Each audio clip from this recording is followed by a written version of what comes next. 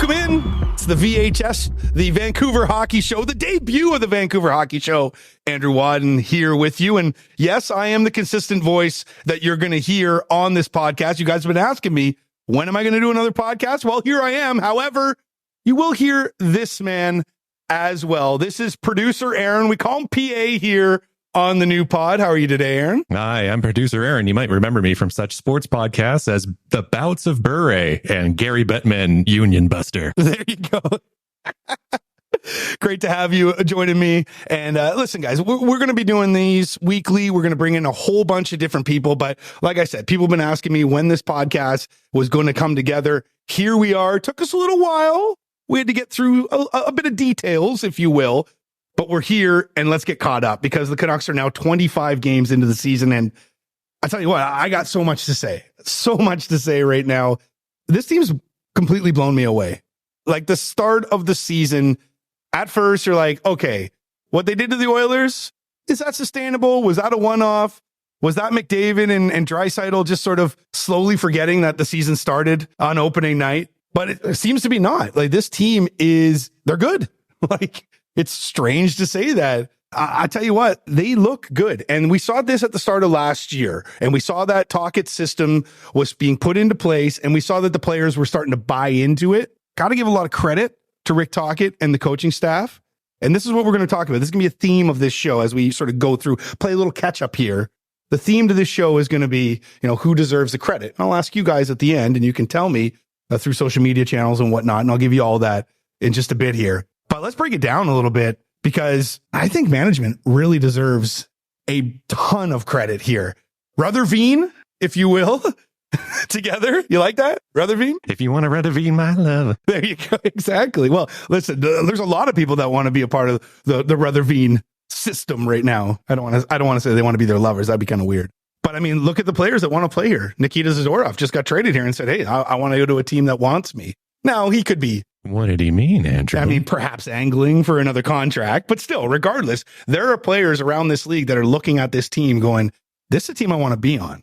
And when you've got players like Elias Pettersson, Quinn Hughes, Brock Besser, and might I say JT Miller, because I think when everything gets sort of lost amongst all the stars on this team, it's almost like Miller's name comes what?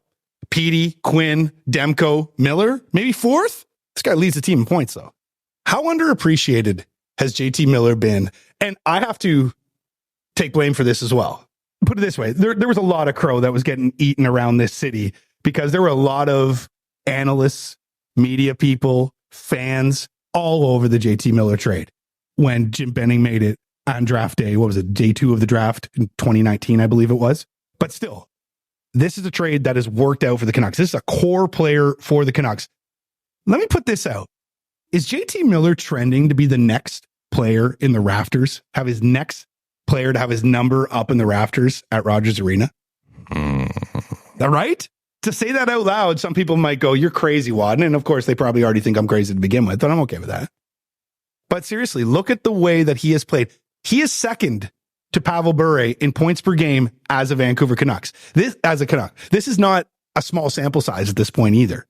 Like this guy, all he does is a point per game.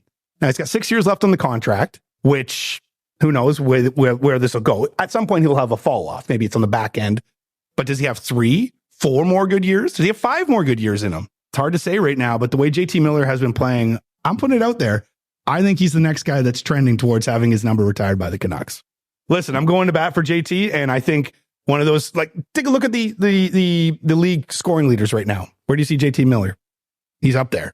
So becoming a superstar in this league, perhaps, and peaking at a late age, which is great. But it's opportunity as well when it comes to JT Miller. Didn't have that opportunity in New York, didn't have that opportunity in Tampa, has it now in Vancouver and absolutely seizing it. Well, look who he's playing with. Well, there is that as well. But I mean, he played for the Tampa Bay Lightning, right? I mean, they were perennial Stanley Cup, favorites, maybe not this year, but years rolling into it. Like they had a good team as well. Kucherov was there and Hedman was there and Stamkos and Vasilevsky.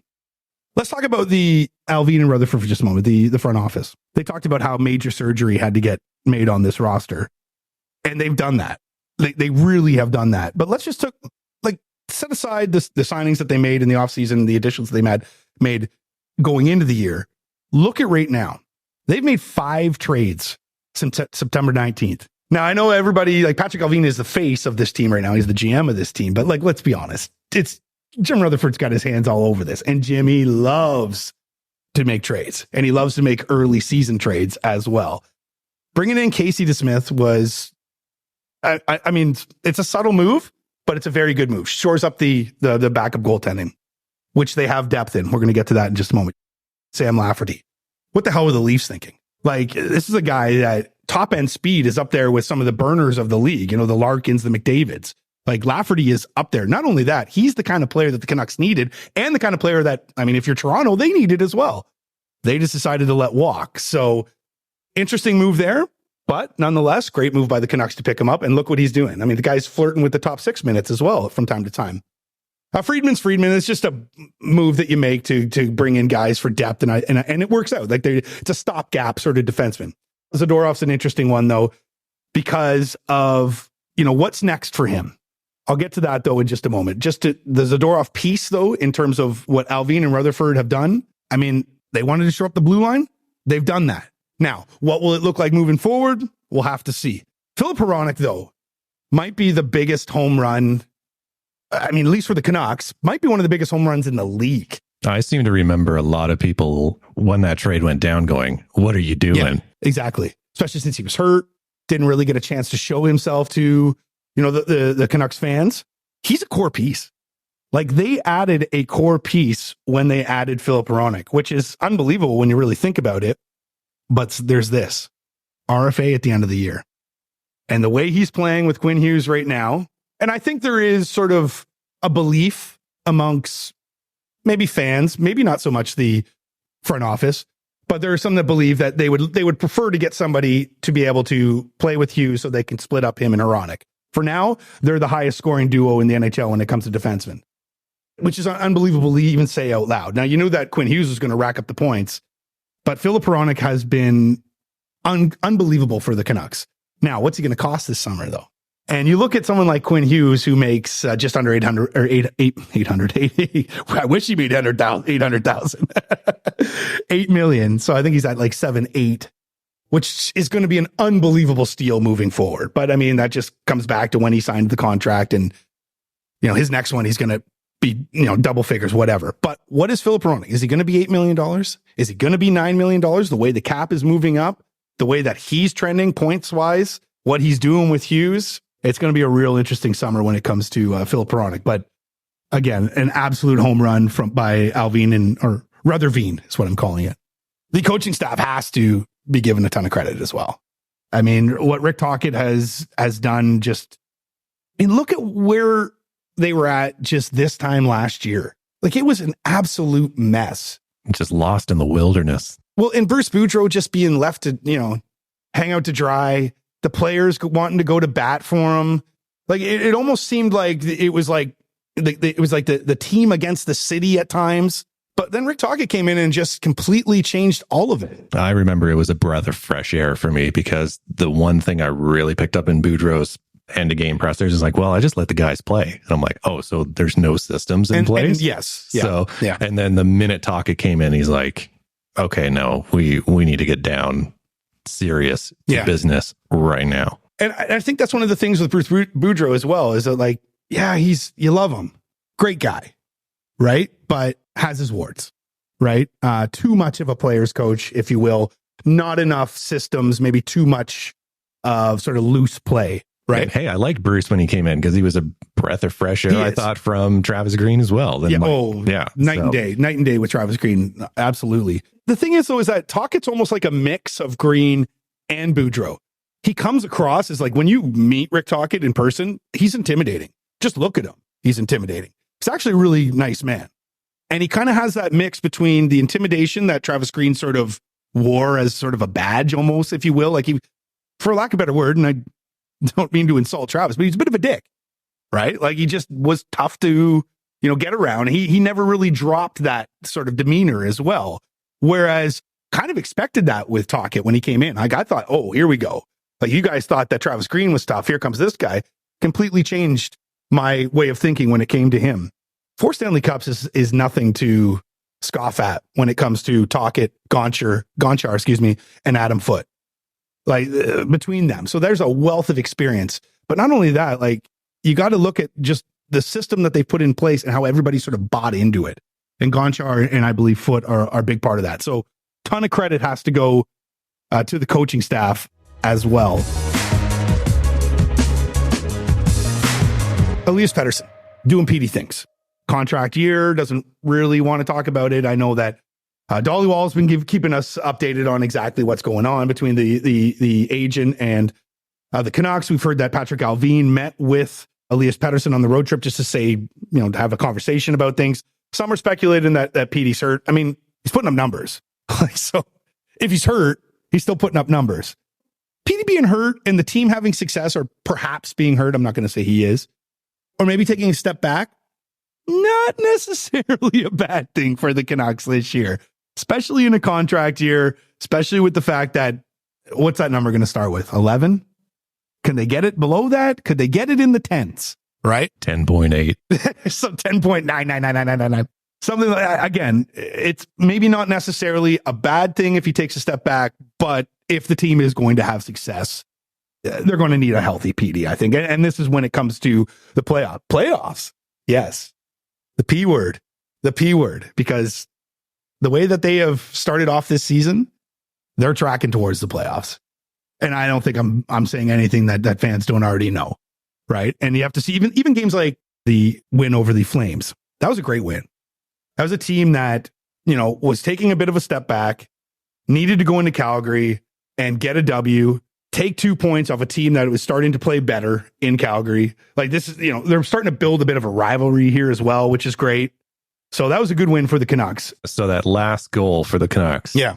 I mean, how beautiful is that's Zadorov behind that? I mean, they gave it to PD because he tipped it, but I'm giving that goal to Zadorov, man.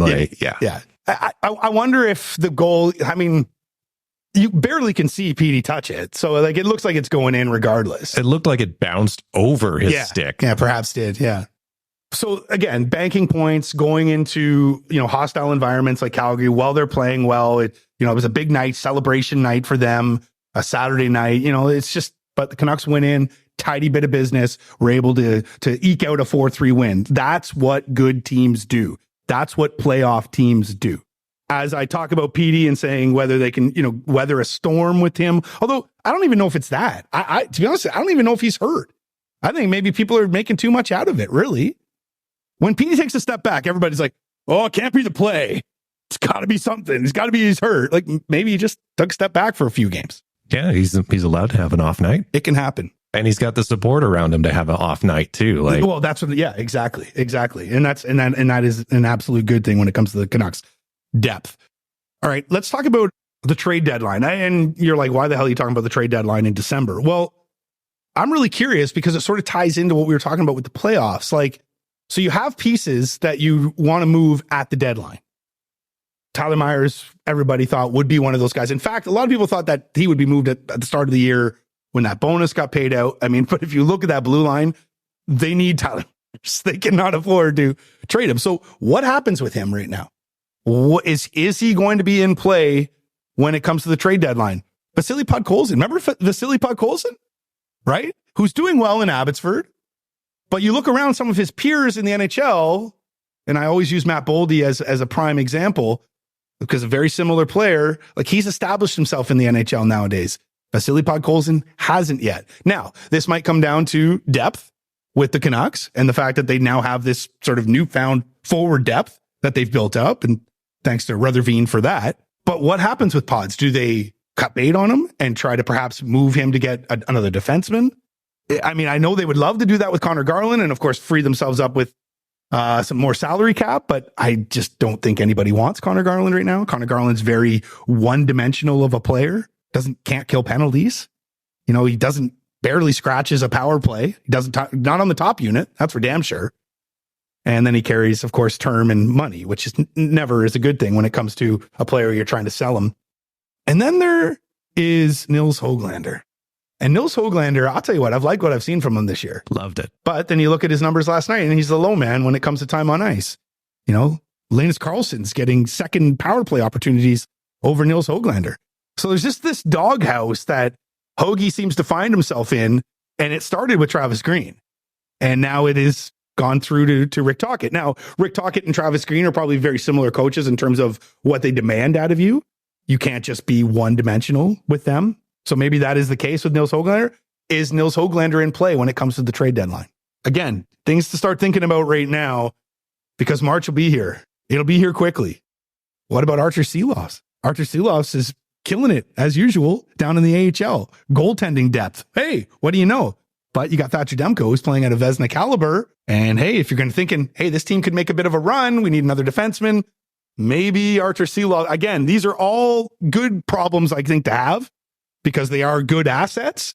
But the problem is do you move on them too quickly and end up biting yourself or kicking yourself in the ass in the end?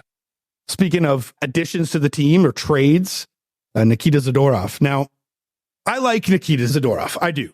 And when you put him and Tyler Myers on the same blue line, it's like they could be the Vancouver Grizzlies, like small forward and power forward, like put Zadorov at the 4 and Tyler Myers at the 3, right? But that being said, he turns 29 in April, and he's coming off, I believe it was a 2-year contract at $3.7 million and change.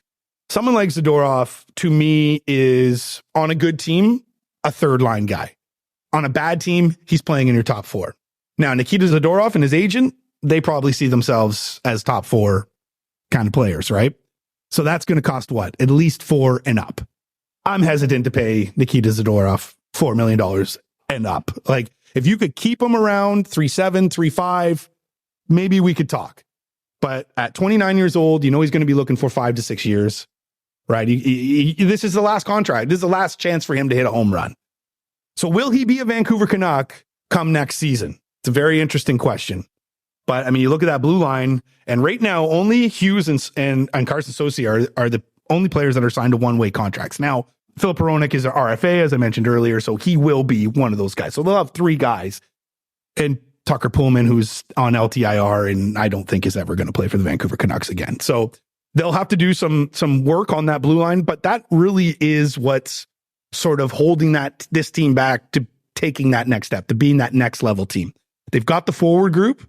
Don't feel like they have the depth in the defensive group just yet. They could use another real key piece. And I'm stating the obvious here. Guys, I would have rather Chris Tanev over Nikita Zadorov. If you were going to have to just pick one, I would have rather Tanev. I think Tanev would work very well with Quinn Hughes. Again, obviously.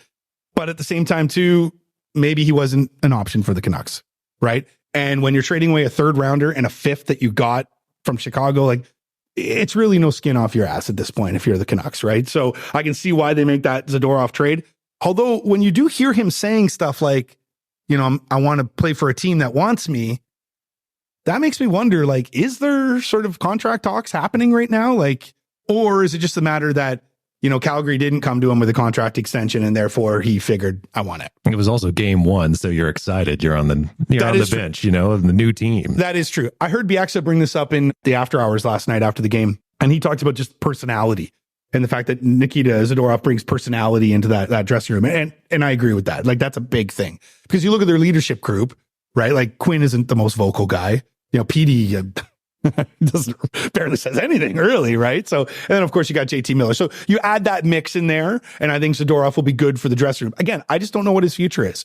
And, maybe he plays his way to the point where I change my opinion on it and go, this guy can be top 4, give him the money and the term.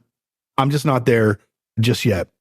Okay. So lastly on my list here, and maybe, you guys will have others to add to it and would love to hear it in the social comments. Brock's rebound. Time heals all wounds.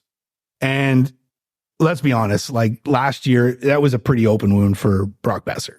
Tough year, struggling on the ice, struggling with his dad's loss, struggling with being a healthy scratch on Hockey Fights Cancer night. Like, well, of course he wasn't though, because they ended up getting back in, but just a lot went wrong for Brock Boeser last year. Everything is going right for Brock Boeser this year. 17 goals in 25 games. He's on pace for 56. Like, people just wanted him to score 30.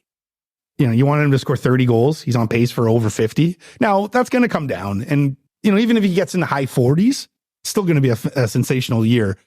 But if you're Brock Boeser, though, you're probably sitting there going, I dodged a bullet. Like, because they could have shipped him out of here. And he could have ended up somewhere. He could have ended up in Columbus, right?